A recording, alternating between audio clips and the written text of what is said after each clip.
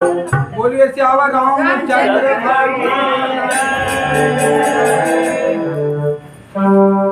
मैं बताने जा रहा हूँ आज की जो भगवान राम समुद्र को पार करने के लिए समुद्र का आह्वान किए थे। उन्होंने 3 दिन तक आह्वान किए थे कि समुद्र किसी तरह से रास्ता दे ताकि हमारे वानर सेना जो है लंका पार करे। और इसके लिए उन्होंने समुद्र को मनाना शुरू किए, समुद्र को भेजना शुरू किए, आह्वान शुरू किए। समुद्र भी उनके पिता के समान थे, वो भी भगवान राम भी मानते थे, क्योंकि दशरथ के वो काफ़ी नज़दीकी है जो समुद्र मित्र थे। इसलिए उन्होंने पहले समुद्र का आह्वान करना चाहे। उनके पास तो ताकत असीमित थी, एक बांध से सारा समुद्र को सुखा सकते थे, लेकिन भगवान राम मर्यादा पुरुषोत्तम थे और मर्यादा के अनुकूल उन्होंने समुद्र को आह्वान करना सीखे, प्रार्थना करना, निवेदन करना किए। भगवान राम तो यहाँ पर पृथ्वी पर जरूर आए थे, यहाँ पर अधर्मी को अधर्म पर धर्म को विजय करने के लिए यहाँ पर पृथ्वी पर आए थे। लेकिन ये नहीं कि अधर्म पर चल करके ही धर्म पर विजय पाए, हमेशा धर्म पर चल करके और उन्होंने अधर्म पर विजय पाए और दुनिया को सिखाए बताए, दुनिया को भी लेकर के चले। यहाँ पर आए थे वो भगवान बन के नहीं आए थे कि हम भगवान बन के रहें। जो समाज जिस तरह से चल रहा था, जिस तरह से लोग चल रहे थे, उस तरह से उन्होंने व्यवहार किया। लेकिन उनमें मर्यादा पुरुषोत्तम थे, मर्यादा के अनुकूल उन्होंने दुनिया को भी बताए और सिखाए कि किस तरह से हमको इस जीवन में चलना है। उन्होंने समुद्र से बहुत आह्वान किए। तो आह्वान क्या करते हैं? ओम जय जगदीश हरे स्वामी, ओम जय जगदीश हरे।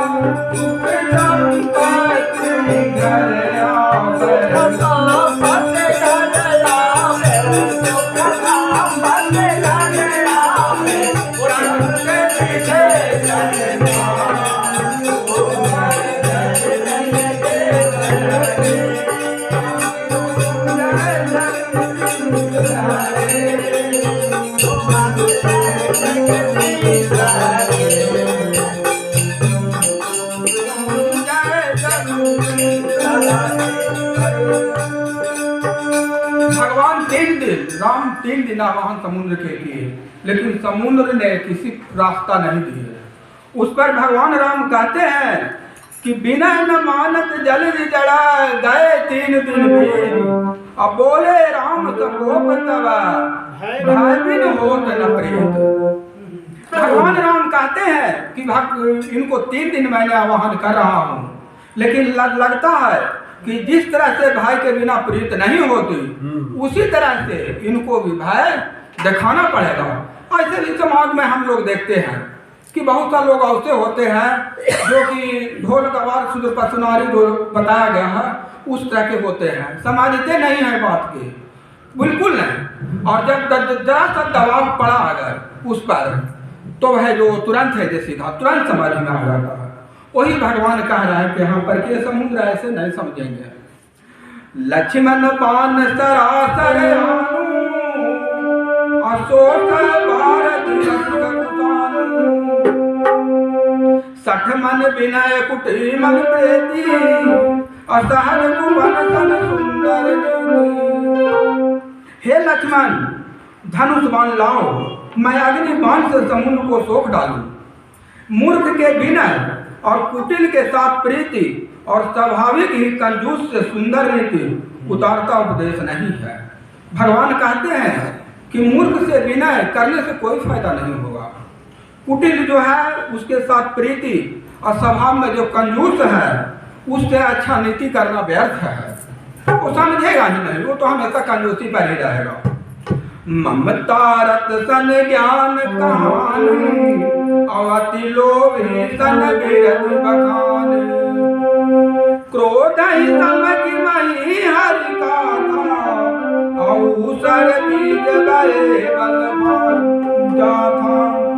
ममता में फंसे हुए मनुष्य से ज्ञान की कथा, अत्यंत लोभी से बैराग का वर्णन और क्रोधी से सम शांति की बात, कामी से भगवान की कथा, इसका वैसा ही फल होता है जैसे ऊसर में बीज बोने से होता है।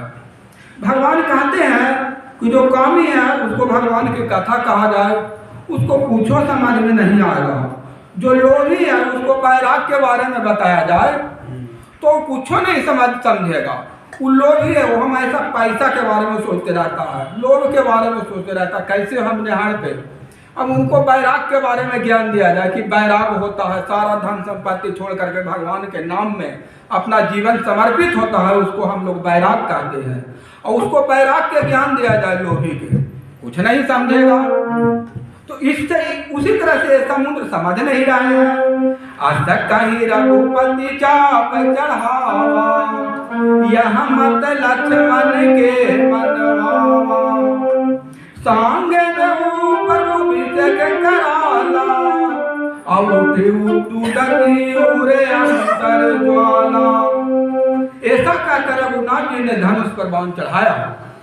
यह बात लक्ष्मण जी को बहुत अच्छा लगा। लक्ष्मण जी तो ऐसा चाहते ही थे कि वो जब तक बल का प्रयोग नहीं किया जाए तब तक कोई किसी को समझ में नहीं आता है, सच नहीं मानेगा। प्रभु ने भयानक अग्नि बाण संघान किया और जिससे समुद्र के हृदय के अंदर अग्नि का ज्वाला उठी। मकर उरगरित गनय कुलाने, अजरत जंतु जल निधि तब जाने। कनक थार भर मन मन गाना, अभिप्र रूप अभय उतरिमाना। मगर सांप तथा मछलियों के समूह व्याकुल हो गए।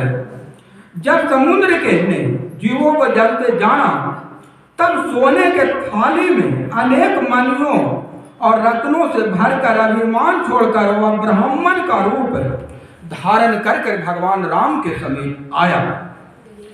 कोटहि पाई पद कदरी परई, कोटि जतन बहुसीज। और विनय नमान खगे सतुनु, डांटे पाई सब नीच। काकुसुंडी जी कहते हैं, गरुड़ जी कहते हैं, और उसी बात को तुलसी जी ने लिखा है कि सुनिए, चाहे कोई करोड़ों उपाय कर ले, करोड़ों सींचे, पर केला जो है काटने से ही फलता है। उसको लाख पानी दीजिए, लेकिन जब तक केला को काटिएगा नहीं तब तक वो फल नहीं देगा। उसी प्रकार से जो मूर्ख व्यक्ति है, जो समझता नहीं है, उसको जब तक डांट नहीं दीजिएगा तब तक वो समझेगा नहीं।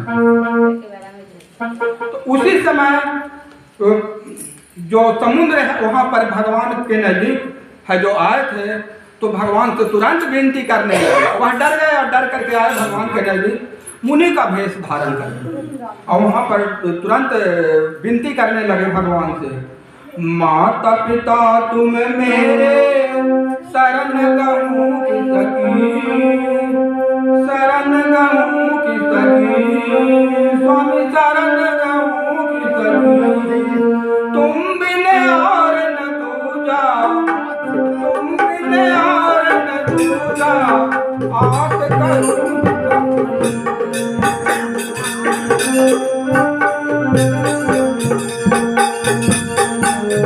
जय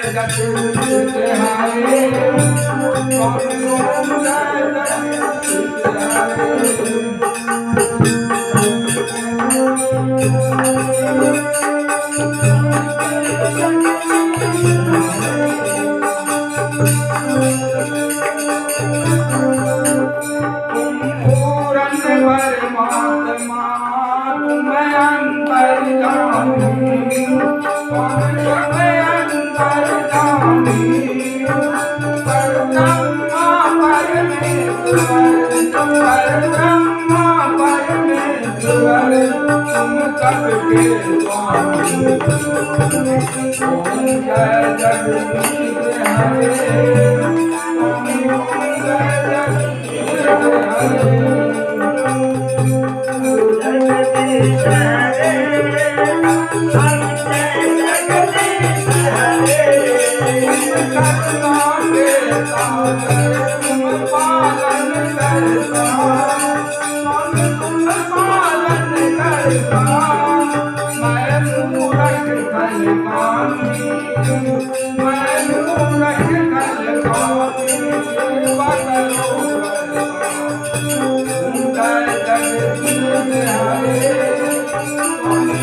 जय जगदीश हरे। जनों के संगत संत पूरे करे, तपस्या पूरे करे। ओम जय जगदीश हरे। इस तरह के भगवान राम से समुद्र आवाहन करने लगे कि हमको पर कृपा कीजिए महाराज, हम तो मूर्ख हैं। कहते हैं समुद्र, समय सिंधु गहे पद परु के रे, अच्छा महुनाथ सब अवगुण मेरे। गगन समीर अनिल जल धरनी, आई है कहनाथ सहज जल करनी। समुद्र के ने भयभीत होकर प्रभु के चरण पकड़कर कहा कि हे नाथ, मेरे सब अवगुण दोष क्षमा कीजिए। हे नाथ, आकाश वायु अग्नि जल और पृथ्वी इन सब की करनी स्वभाव से ही जड़ है। तब प्रेरित माया उपजाऊ, असृष्टि हेतु सब ग्रंथ गाऊ। प्रभु आय तुझे कह दयाई, सोते ही भाती रहे सुख लाई। आपकी प्रेरणा के से मायने इन्हें सृष्टि के लिए उत्पन्न किया है। सब ग्रंथों ने यही गाया है, जिसके लिए स्वामी की जैसी आज्ञा है वह उसी प्रकार से रहने में सुख पाता है। समुद्र प्रार्थना करते हैं कि भगवान राम जो स्वामी गोसाई है, उनको जैसा रखते हैं हम लोग, उसी तरह से हम लोग को रहना चाहिए। अब ज्ञान के उपदेश दे रहे हैं। कहते हैं समुद्र जी, भालू प्रभल लेकिन मोहि अमर जान पुनि तुम्हारी किन्नी। ढोल द्वार शूद्र पशु नारी, सकल ताड़ना के अधिकारी। प्रभु ने अच्छा किया जो मुझे शिक्षा दंड दी, किंतु मर्यादा जीवों के स्वभाव ही आपकी ही बनाई हुई है। ढोल गवार शूद्र पशु नारी और स्त्री ये सब दंड के अधिकारी होते हैं। यहाँ पर समुद्र ने अपने बारे में बता रहे हैं कि जो ढोल गवार शूद्र पशु नारी ये सब ताड़न के अधिकारी। यहाँ पर नारी का जो दिया गया है, बताया गया है, तो नारी तो बहुत शक्तिशाली होती है। नारी इतना शक्तिशाली होती है कि वह अपने पुरुष को भी मृत्यु से बचा सकती है। चाहे कितना बड़ा संकट आ जाए, वह सामने खड़ा होकर के झेल लेती है। किसी से लड़ाई झगड़ा हो जाए, आपसे आगे नारी ही रहेगी। नारी सशक्तिकरण है, नारी के पास बहुत सी ताकत है। नारी जैसा चाहेगी और सब परिवार को बना सकती है। लेकिन यहाँ समुद्र जो ये बात बोले हैं नारी, तो नारी ज्ञान के अधिकारी के बारे में बताया जा रहा है कि ज्ञान कहने का मतलब कि कभी कभी ऐसा होता है या कुछ लोग नारी ऐसा रहते हैं कि अभी यहाँ से प्रवचन सुन करके गए, उनका दिमाग कुछ भ्रष्ट हो जाता है और उन्हें जाकर के पति को बेकारे पुकारे करना शुरू कर देते हैं, गाली गलौज करना शुरू कर देते हैं। तो उस नारी के लिए कहा गया है जिसका कि ऐसा व्यवहार है, जो मूर्ख है, उस नारी के लिए कहा गया है कि सकल ताड़ना के अधिकारी, ढोल गवार सुदूर पचना, ढोल के तरह उसको भी पीट डालिए। जैसे ढोल पीटते हैं तो आवाज निकलता है, उसी तरह से उसको भी डांट दीजिए, तब वो समझ जाएगी। और तब वो पति देव महाराज मुझे क्षमा कीजिए, समुद्र की तरह पहन कहेंगे। तो जो जैसा है उस तरह के उसी तरह से इसमें बताया गया है। ढोल गवार सुदूर पचनारी, इस पर तो बहुत हंगामा हो रहा है, ना जाने पूरा इंडिया में कितना हंगामा हो रहा है। बड़े बड़े महात्मा साधु संत लोग इसके पीछे पड़े हुए हैं, और बहुत से लोग राजनीतिज्ञ लोग हैं जो कि क्षुद्र कहा गया है इसमें। तो क्षुद्र लोग के बारे में बहुत सारा राजनीतिज्ञ और महिला लोग के बारे में, यह अपना वोट बनाने के लिए, महिला वोट बनाने के लिए क्षुद्र का वोट जो हरिजन है वो हरिजन लोग को क्षुद्र कहा देता है, उन्हीं लोग पॉलिटिशियन क्षुद्र कहा देता है। और अपने वोट बनाने के लिए और उन्होंने है जो इस तरह के क्षुद्र गवार ढोल पचनारी जपते रहता है। लेकिन इसमें गलत नहीं लिखा गया है। क्षुद्र है, क्षुद्र उसको कहते हैं जो क्षुद्र के तरह बुद्धि होता है। क्षुद्र कोई भी हो सकता है, किसी भी समाज में हो सकता है, ब्राह्मण में भी हो सकता है। ये इसमें हर एक रामायण में पढ़िएगा तो इसमें पता चल जाएगा आपको। बहुत जगह मैंने पढ़ा है और देखा है कि ब्राह्मण भी एक क्षुद्र हो सकता है। उसका कारण क्या है? उसका क्षुद्र के तरह औसा व्यवहार है। वो इसके पहले भी बताया गया कि जो मूर्ख है उसको उपदेश देने से क्या फायदा, जो कामी है उसको वैराग्य वर्ग के बारे में बताने से क्या फायदा।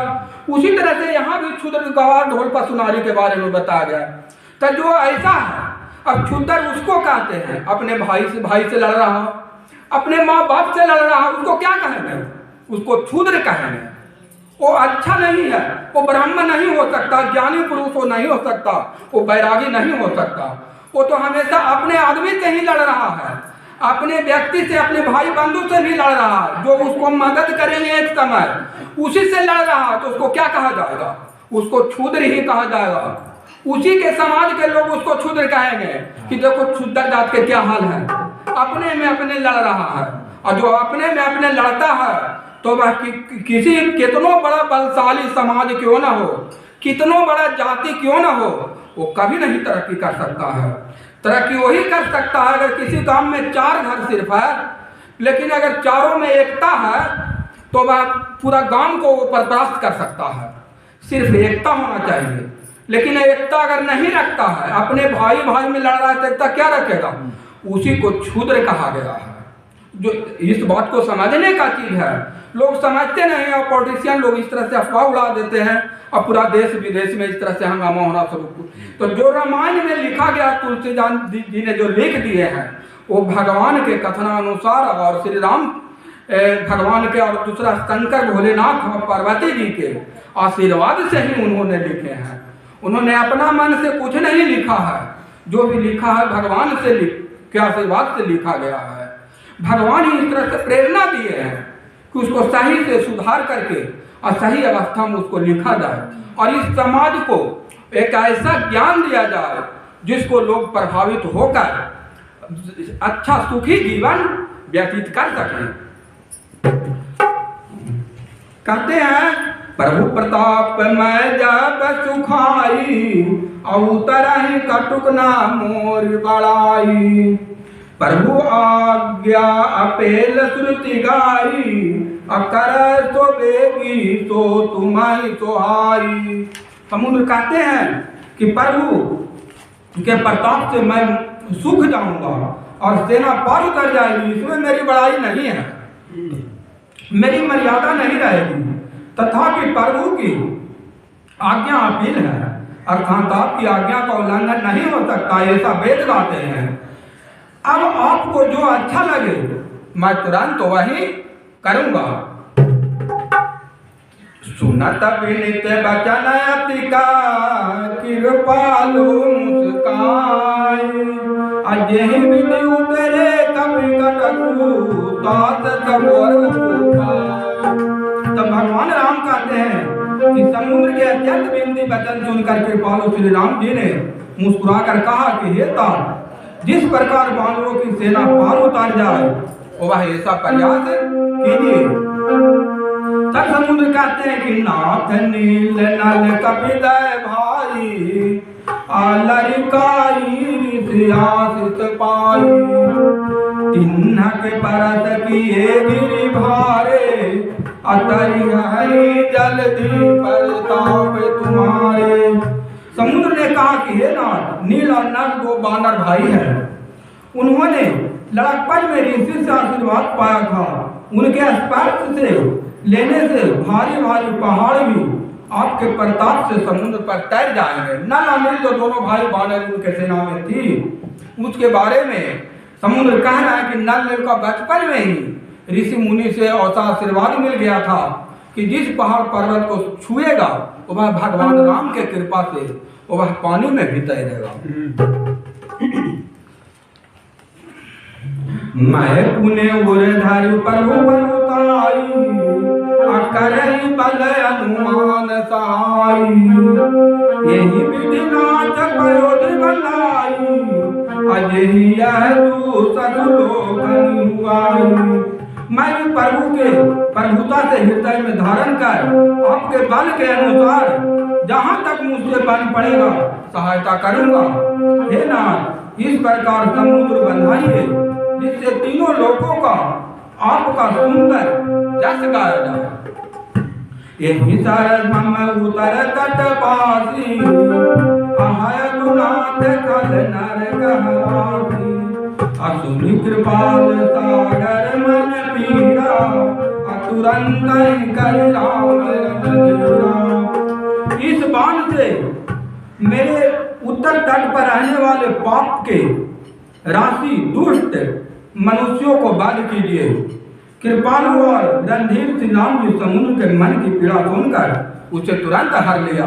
भगवान राम जो धनुष पर बाण संधान किया था, उन्होंने उसे समुद्र के आवाहन पर जो लंकापुरी बसा हुआ था उस पर संहार करने के लिए, उत्तर दिशा में जो थे उस पर, जो गलत लोग समुद्र में रहते हैं उस पर छोड़ने के लिए उन्होंने श्री राम से बोले, तो समुद्र श्री राम ने उस बाण को संहार उस पर कर दिए। तुम हो एक अगोचर, तुम हो एक अगोचर, सबके प्राणपति, स्वामी सबके प्राणपति, इस विधि मिलूं दया मैं तुमको, मैं तुम्हारी।